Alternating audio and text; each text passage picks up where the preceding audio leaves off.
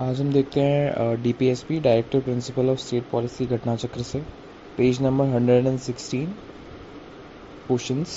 Question number 1 कह रहा है the purpose of the inclusion of the DPSP in the Indian constitution is. हमने DPSP को संविधान के अंदर क्यों रखा गया है या फिर क्यों लेके आए हैं, उसका क्या रीज़न है। पॉलिटिकल डेमोक्रेसी इस्टेब्लिश करने के लिए, सोशल डेमोक्रेसी इस्टेब्लिश करने के लिए, गांधीयन डेमोक्रेसी, या फिर social and economic democracy both. Social and economic democracy both, क्योंकि इसके अंदर सोशल बातें भी लिखी गई हैं कि यूनिफॉर्म सिविल कोड आना चाहिए, मैटरनल बेनिफिट होनी चाहिए। इकोनॉमिकल डेमोक्रेसी भी, क्योंकि वर्कर्स के राइट की बात की गई है, equal pay for equal work की बात की गई है, राइट टू वर्क की बात की गई है, ये सब के लिए। सेकेंड वाला क्वेश्चन कह रहा है which one of the following is not objective of the DPSP. इसमें से डीपीएसपी का क्या ऑब्जेक्टिव नहीं है।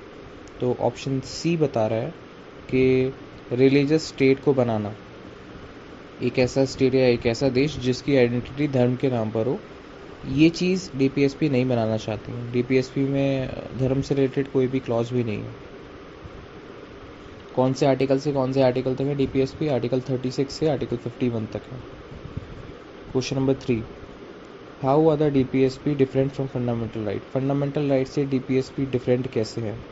ऑप्शन ए कहता है कि former is for union government, latter is for state government. मतलब जो डीपीएसपी है वो यूनियन गवर्नमेंट के लिए है और फंडामेंटल राइट स्टेट गवर्नमेंट के लिए नहीं, ऐसा कुछ नहीं है। Former is a part of constitution where latter is not. Former का मतलब पहले वाला। डीपीएसपी कॉन्स्टिट्यूशन का पार्ट है लेकिन फंडामेंटल राइट कॉन्स्टिट्यूशन का पार्ट नहीं है। नहीं, ये भी गलत है। ऑप्शन सी कह रहा है कि डीपीएसपी को आप एनफोर्स नहीं करवा सकते, आप जस्टिस नहीं ले सकते हैं कोर्ट के अंदर जाके डीपीएसपी का हवाला देते हुए, लेकिन फंडामेंटल राइट्स को आप एनफोर्स करवा सकते हैं जुडिशरी के खातिर। चौथा वाला कि डीपीएसपी क्या है, दे आर नॉन जस्टिसेबल या फिर नॉन जस्टिफाइबल, बात एक ही है। फिफ्थ वाला क्वेश्चन पूछ रहा है with reference to the constitution of India, Bharat के संविधान के रेफरेंस में बताइए डीपीएसपी की क्या लिमिटेशंस हैं, या डीपीएसपी लिमिटेशन लगाती हैं कैसी। लेजिस्लेटिव यानी लॉ पे कोई लिमिटेशन लगा रही है डीपीएसपी? नहीं लगा रही। डीपीएसपी सिर्फ एक तरीके से सुझाव दे रही है सरकार को कि सरकार को ये करना चाहिए, क्योंकि हमारे आर्टिकल में लिखा है the state shall do this, the state shall do this. और ये जस्टिसेबल इसलिए ही नहीं है क्योंकि ज़बरदस्ती नहीं है सरकार के ऊपर कि डीपीएसपी को लागू करना ही करना है। तो लॉ के मामले से देखा जाए तो लेजिस्लेटिव फंक्शन के अंदर कोई लिमिटेशन नहीं है, कोई ज़बरदस्ती नहीं है डीपीएसपी की तरफ से। दूसरा है एग्जीक्यूटिव फंक्शन। क्या डीपीएसपी कुछ रेस्ट्रिक्शंस लगाती हैं एग्जीक्यूटिव के फंक्शन पे, मतलब प्राइम मिनिस्टर के फंक्शन पे, मिनिस्टर्स के फंक्शन पे, या फिर प्रेसिडेंट के फंक्शन पे? नहीं लगाती। ये जो लिमिटेशंस हैं वो कौन लगाते हैं? फंडामेंटल राइट्स लगाते हैं, क्योंकि फंडामेंटल राइट्स को अगर वायलेट किया तो मुश्किल में आ जाएगी पार्लियामेंट भी, एग्जीक्यूटिव भी, क्योंकि जुडिशियल रिव्यू होता है और जुडिशरी उसको स्ट्रक डाउन कर देती है अगर कोई भी ऐसी चीज़ जो कि कर दी जाती है सरकार या एग्जीक्यूटिव के द्वारा जो कि फंडामेंटल राइट्स के खिलाफ होती है। 6 वाला क्वेश्चन कि पार्ट 4 के अंदर जो प्रोविजंस हैं उसके बारे में बताइए कौन सा स्टेटमेंट करेक्ट है। पहला कह रहा है they shall be enforceable by courts, no, wrong है, डीपीएसपी की बात हो रही है। They shall not be enforceable by any court, हाँ ये करेक्ट है। तीसरा, the principle laid down in this part are to influence the making of law by the state.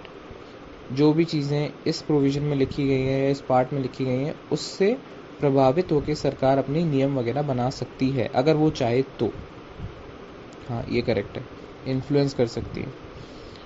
7 वाला क्वेश्चन कि डीपीएसपी के रिगार्डिंग बताइए कौन सा स्टेटमेंट करेक्ट है।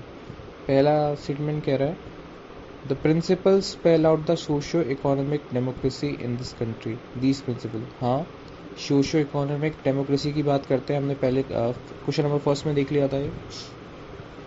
उसके बाद में कह रहा है the provision in this principle are not enforce by any court, हाँ करेक्ट है, एनफोर्सेबल नहीं है। 8वां वाला कि कौन सा कॉन्सेप्ट है भारत के संविधान में, DPSP, fourth schedule, fundamental right preamble of the constitution. ये क्वेश्चन ही गलत लिखा है क्योंकि द कॉन्सेप्ट ऑफ वॉट, मतलब कॉन्सेप्ट किस चीज़ का पूछ रहा है ये बताया नहीं है क्वेश्चन में। आई थिंक एरर हो गई, प्रिंटिंग मिस्टेक हो गई। लेकिन अगर हम देखें 8वें वाले क्वेश्चन का जो नोट है, जो एक्सप्लेन नोट है, उसमें लिखा है the concept of welfare state, कि स्टेट को हर किसी का वेलफेयर दिखना चाहिए, ये पूछ रहा है। तो कॉन्सेप्ट ऑफ वेलफेयर स्टेट अच्छे से समझाया गया है डीपीएसपी में, क्योंकि हम देखते हैं ना कि डीपीएसपी के अंदर अच्छी अच्छी बातें लिखी गई हैं कि मैटरनिटी राइट मिलना चाहिए, ठीक है, उसके बाद में फिर फ्री लीगल एड मिलनी चाहिए, कैटल्स के लिए भी कुछ होना चाहिए, यूनिफॉर्म सिविल कोड आना चाहिए, इन्वायरमेंट के लिए अच्छा होना चाहिए, गार्जियन को अपने बच्चों को अच्छे से पढ़ाना चाहिए। ये सारी अच्छी अच्छी बातें लिखी हुई हैं। तो बताया गया है कि स्टेट को क्या क्या करना चाहिए या क्या क्या कर सकती है वेलफेयरिज्म के हिसाब से।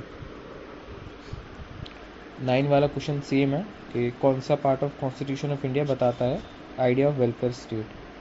9 भी सेम है, 10 भी सेम है।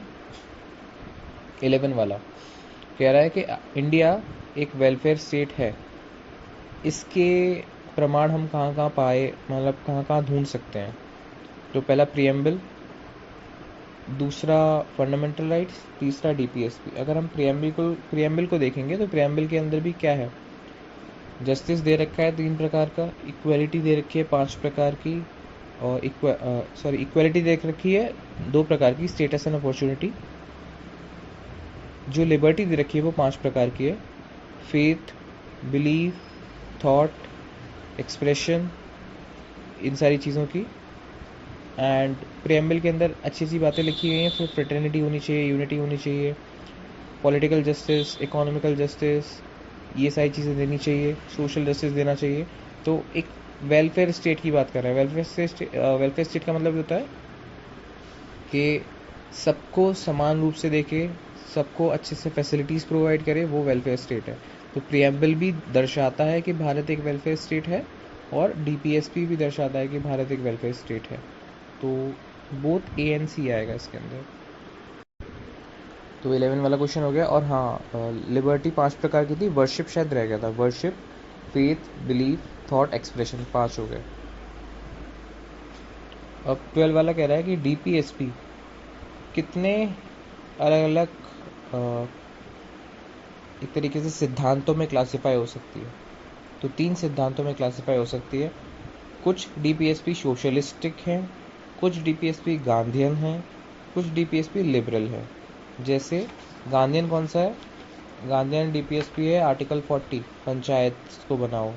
सोशलिस्ट कौन सा है कि जो लेबर होती है, जो वर्कर्स होता है, उनका भी ऑर्गेनाइजेशन में कहना होना चाहिए।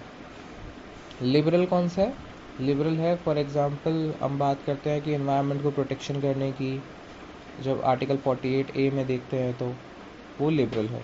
एग्जाम्पल बता रहा था। नेक्स्ट देखते हैं कि जो डीपीएसपी है 13 वाला क्वेश्चन, वो कहाँ से लिया गया है। तो डीपीएसपी लिया गया है आयरलैंड से, आयरलैंड या फिर आयरिश जगह से लिया गया है। 14 वाला भी सेम क्वेश्चन है, 15 वाला भी सेम है। 16 पूछ रहा है डीपीएसपी क्या है, डीपीएसपी आर नॉन जस्टिशिएबल या फिर नॉन जस्टिफाइबल। 17 वाला पूछ रहा है संविधान के अनुसार इनमें से क्या फंडामेंटल है to the governance of a country.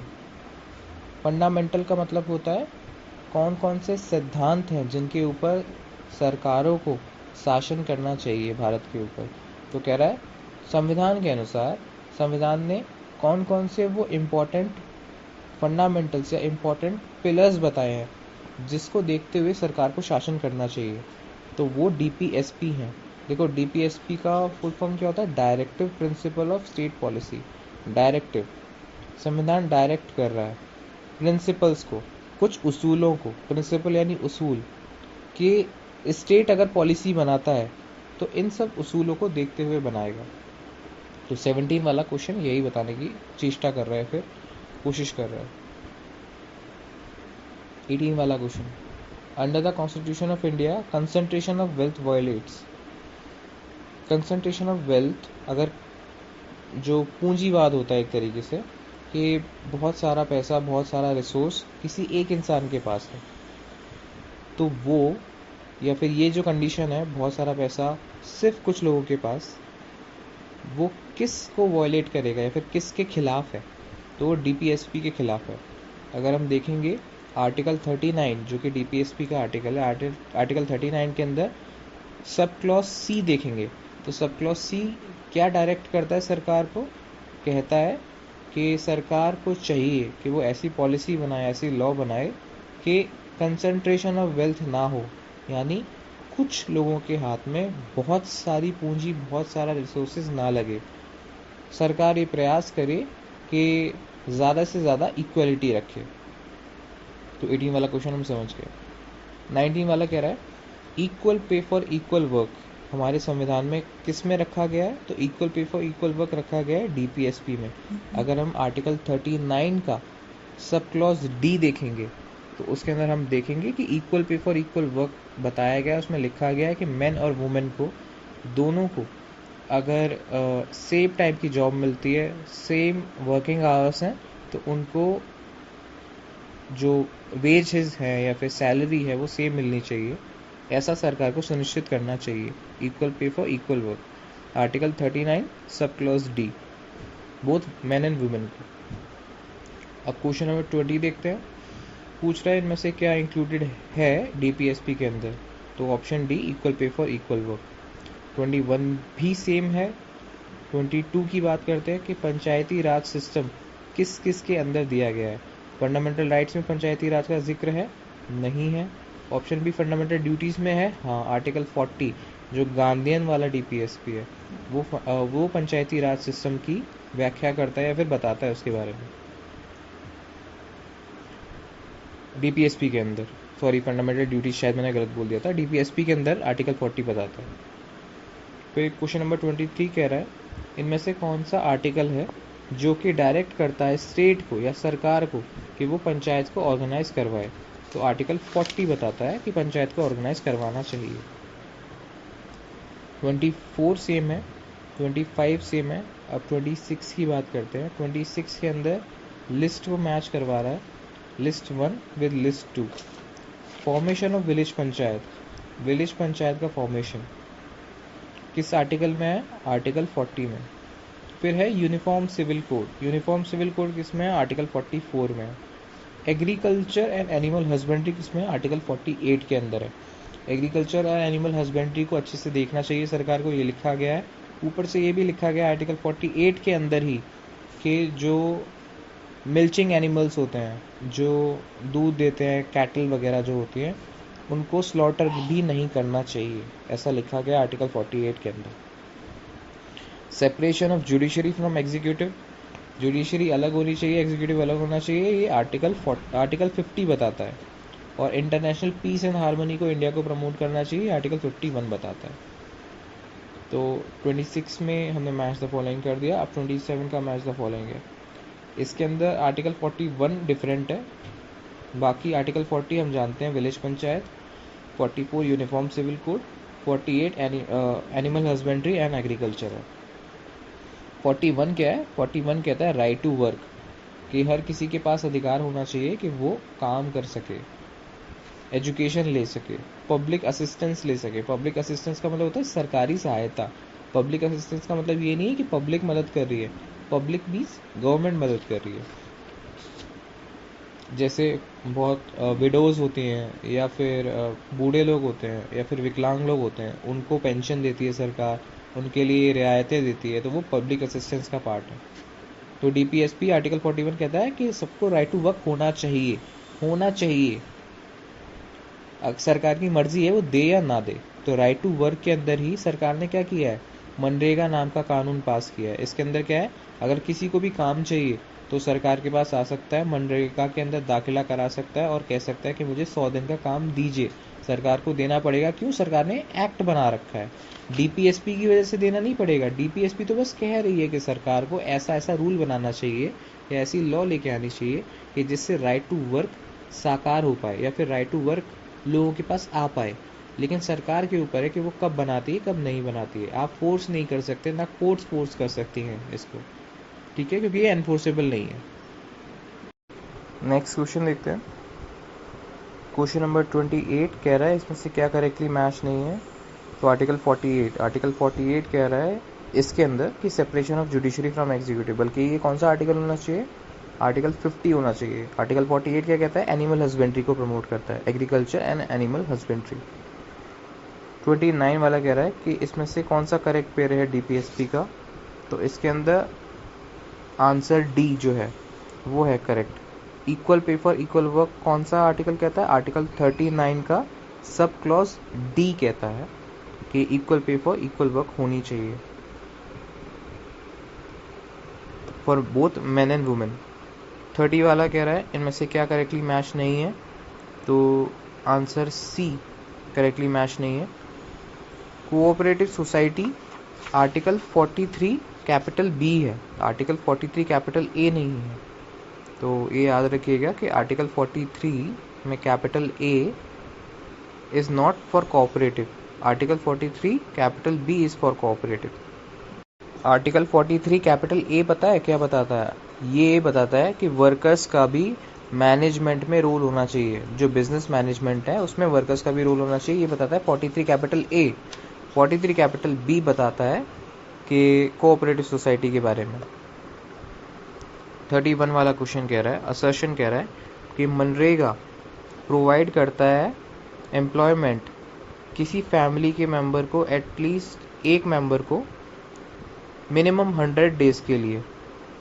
तो हाँ ये करेक्ट है, मनरेगा यही प्रोवाइड करता है कि 100 दिन का रोजगार किसी फैमिली के एक मेंबर को करता ही करता है।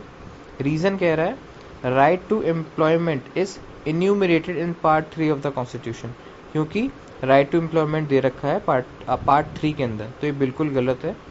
राइट टू एम्प्लॉयमेंट नाम का कोई ऐसा राइट नहीं है फंडामेंटल राइट्स के अंदर, क्योंकि पार्ट 3 फंडामेंटल राइट्स को बिलोंग करता है। लेकिन हाँ डीपीएसपी के अंदर है, पार्ट 4 के अंदर ज़रूर है। तो only A is true, reason गलत है, रीज़न का स्टेटमेंट भी गलत है, ये याद रखना। 32 वाला क्वेश्चन कह रहा है कि मनरेगा स्कीम लॉन्च की गई है, तो कौन से आर्टिकल को ये सपोर्ट करती है। तो कौन से आर्टिकल को सपोर्ट करेगी ये राइट टू वर्क वाले आर्टिकल को सपोर्ट करेगी, आर्टिकल 43। फिर देखते हैं 33 वाला क्वेश्चन, ये भी सेम है कि इसमें से बताइए कि एक तरीके से सेम है। ये कह रहा है कि participation of workers in management होना चाहिए, कि participation of workers in management कौन करवाता है, आर्टिकल 43 कैपिटल ए, जो कहता है कि वर्कर्स का भी राइट है कि बिजनेस मैनेजमेंट में उनकी भी ओपिनियन, उनकी भी बातें सुनी जानी चाहिए। क्वेश्चन नंबर 34 कह रहा है इनमें से कौन सा आर्टिकल है जो कि बताता है कि पार्टिसिपेशन ऑफ वर्कर्स होना चाहिए मैनेजमेंट में। तो आर्टिकल 43 कैपिटल ए बताता है। 35 वाला सेपरेशन ऑफ जुडिशरी कहाँ पे दिया गया है, ये दिया गया है डीपीएसपी में, आर्टिकल 50 में। 36 वाला क्वेश्चन बोल रहा है promotion of international peace and harmony कौन सा आर्टिकल प्रोवाइड कर रहा है, आर्टिकल 51 प्रोवाइड कर रहा है। 37 वाला question in the constitution of India promotion of international peace and harmony कहाँ पर है, डीपीएसपी में लिखा गया है। 38 वाला क्वेश्चन सेम है। 39 वाला क्वेश्चन इंडियन फॉरेन पॉलिसी के लिए कौन सा आर्टिकल है भारत के संविधान में, तो आर्टिकल 51 कि भारत को प्रमोट करना चाहिए इंटरनेशनल पीस एंड हार्मनी। 40 वाला क्वेश्चन कह रहा है इसमें से क्या ऐड नहीं हुआ था 42nd अमेंडमेंट में।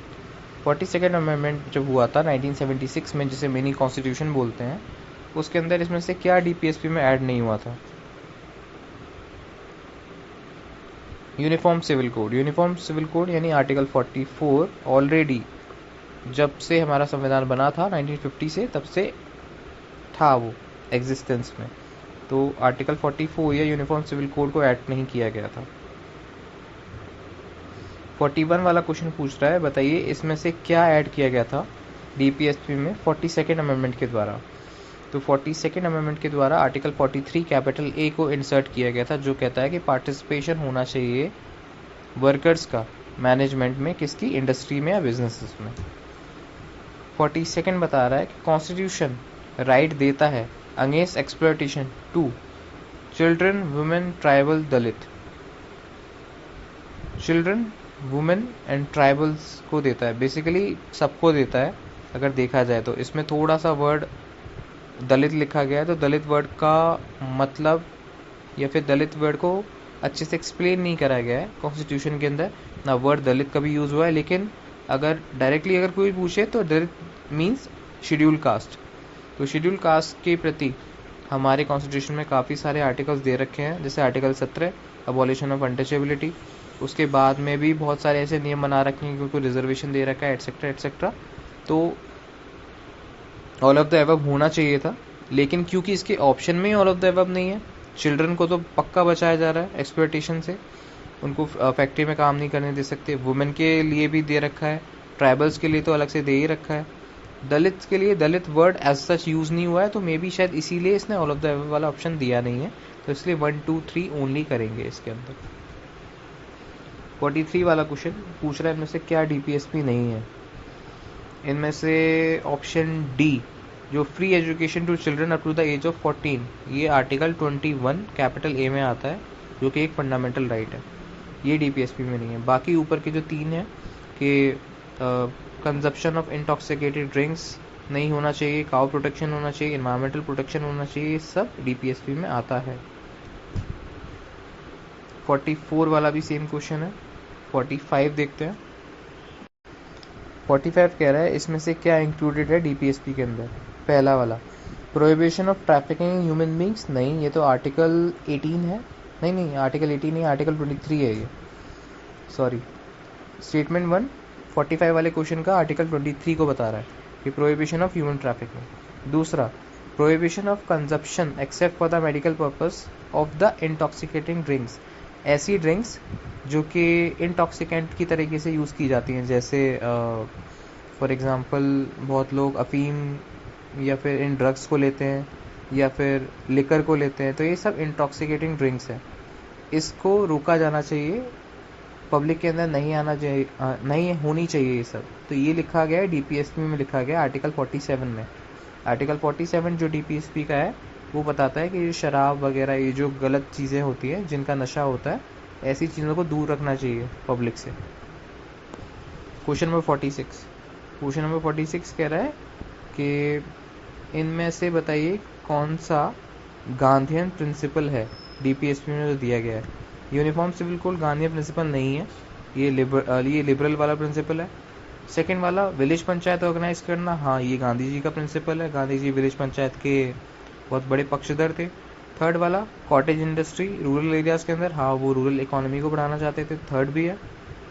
चौथा, वर्कर का जो रीजनेबल लेजर होता है उसको कल्चरल अपॉर्चुनिटी देनी चाहिए, ये सोशलिस्टिक राइट है। तो 2 और 3 ओनली। वर्कर्स की जहाँ पे भी बात होगी तो वो सोशलिस्टिक राइट में चला जाएगा, जहाँ पे सबको एक समान देखने की बात होगी वो लिबरल वाला आ जाएगा, और जहाँ पे विलेज वगैरह इन सब की बात होगी वो गांधी वाला हो जाएगा। 47 कह रहा है बताइए कौन से प्रोविज़न हैं संविधान के जिसके अंदर forest and wild life and environment को बचाने की बात की गई है। तो एनवायरनमेंट के लिए डीपीएसपी भी है, आर्टिकल 48 कैपिटल ए, और फंडामेंटल ड्यूटीज़ में भी ये बात की गई है कि हमको एनवायरनमेंट को बचाना चाहिए। अगर फंडामेंटल ड्यूटीज़ आगे वाले टॉपिक में पढ़ेंगे तो उसमें लिखा है कि एनवायरनमेंट के लिए भी अच्छा सोचना चाहिए, वाइल्ड लाइफ को प्रिजर्व करना चाहिए, प्रोटेक्ट करना चाहिए। तो दोनों में बातें की गई हैं, फंडामेंटल ड्यूटीज़ में भी और डीपीएसपी में भी। 48 वाला पूछ रहा है इनमें से क्या एक डीपीएसपी है। तो ऑप्शन ए कि स्टेट को प्रोटेक्ट करना चाहिए, इम्प्रूव करना चाहिए एनवायरनमेंट को, आर्टिकल 48 कैपिटल ए। 49 वाला पूछ रहा है कॉन्स्टिट्यूशन साइलेंट है डीपीएसपी पर, लेकिन किस टॉपिक पे, एडल्ट एजुकेशन पे। डीपीएसपी ने एडल्ट एजुकेशन की बात नहीं करी है, यानी हायर एजुकेशन की बात नहीं करी है, 14 साल से ऊपर के लोगों की एजुकेशन कैसे होगी उसकी बात नहीं करी है। क्वेश्चन नंबर 50 पूछ रहा है कि इसमें से डीपीएसपी में क्या चीज़ बाद में जोड़ी गई है। विलेज पंचायत, काउ स्लॉटर का प्रोहिबिशन, फ्री लीगल एड या uniform civil code. Free legal aid, article 39 capital A बोलता है कि free legal aid to the poor होनी चाहिए। ये जोड़ी गई थी 42वां संविधान संशोधन 1976 के अंदर। 51 नेशनल लीगल सर्विस अथॉरिटी, तो बस मैं ऐसे ही समझा देता हूँ। नेशनल लीगल सर्विस अथॉरिटी क्या होती है? बेसिकली अथॉरिटी सरकार द्वारा बनाई जाती है और ये फ्री लीगल एड या फिर फ्री कानूनी सहायता प्रोवाइड करती है गरीबों को। जैसे किसी को डॉक्यूमेंट बनवाना है, किसी को नोटरी जाना है लेकिन वकील के पैसे नहीं है उसके पास में, तो जो थोड़े थोड़े काम होते हैं वो ये नेशनल जो लीगल सर्विस अथॉरिटी है वो करवा देती है। 50 सेकेंड वाला करने की ज़रूरत नहीं है। 53 पूछ रहा है इसमें से क्या इंक्लूडेड नहीं है डीपीएसपी में? Prohibition of liquor, right to work, equal wage for equal work, right to information. Right to information included नहीं है डीपीएसपी में। राइट टू इन्फॉर्मेशन है आर्टिकल 19 में, राइट टू फ्री स्पीच वाले में, फ्री स्पीच एंड एक्सप्रेशन के अंदर article 19 के अंदर है, और इसी के अंदर हमने पास किया गया राइट टू इन्फॉर्मेशन एक्ट 2005। 54 वाला कह रहा है इनमें से क्या एक डीपीएसपी है? तो यूनिफॉर्म सिविल कोड डीपीएसपी है। 55 कह रहा है इनमें से क्या डीपीएसपी है? Prohibition of consumption of liquor, हाँ शराब वगैरह या फिर ऐसी हानिकारक चीज़ें नहीं पीनी चाहिए, बिल्कुल है। Prohibition of employment of children in factories of mines, नहीं, ये तो आर्टिकल नंबर 24 है जो कि बताता है चिल्ड्रन के बारे में, जो कि फंडामेंटल राइट्स में आता है। थर्ड वाला प्रोहिबिशन ऑफ बेगर और फोर्स लेबर और बेगार को रोकना, नहीं, ये आर्टिकल 23 में आता है। प्रोहिबिशन ऑफ अनटचेबिलिटी को रोकना, नहीं, ये आर्टिकल 17 में आता है। तो सिर्फ ऑप्शन सी आएगा, ओनली वन। 56 वाला सेम है क्वेश्चन। 57 वाला कह रहा है कि जो डीपीएसपी है, the directive principle of the state policy is a check which is paid on the banks convenience. 57 कह रहा है कि डीपीएसपी एक ऐसा चेक है जो कि आपको तभी मिल पाएगा जब बैंक चाहेगी। इसका मतलब क्या है? और फिर बाद में देखेंगे किसने कहा। तो किसने कहा था? ये केटी शाह ने कहा था। और इसको इस तरीके से क्यों बताया गया कि डीपीएसपी एक ऐसा चेक है कि जब बैंक चाहेगी तभी आपको मिल पाएगा? वो इसलिए, बैंक का मतलब है सरकार।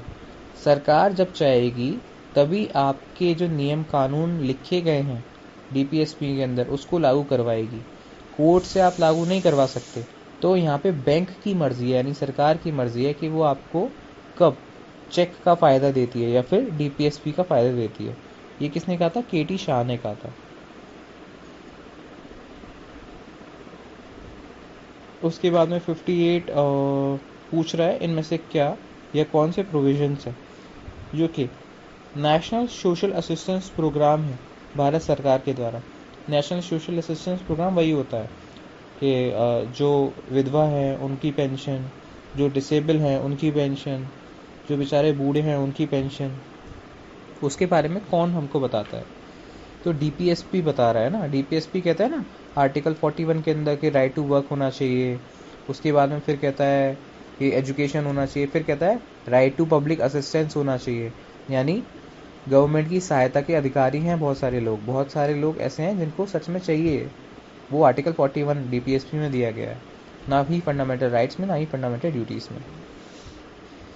59 वाला क्वेश्चन कह रहा है which of the following is listed among the DPSP in part 4? इनमें से क्या DPSP में आएगा? Equal pay for equal work, हाँ आएगा, article 39 small D. Uniform civil code article 44 में आएगा। स्मॉल फैमिली के लिए कुछ नहीं बोला DPSP ने। Education through mother tongue eight primary level, ऐसा भी कुछ नहीं बोला।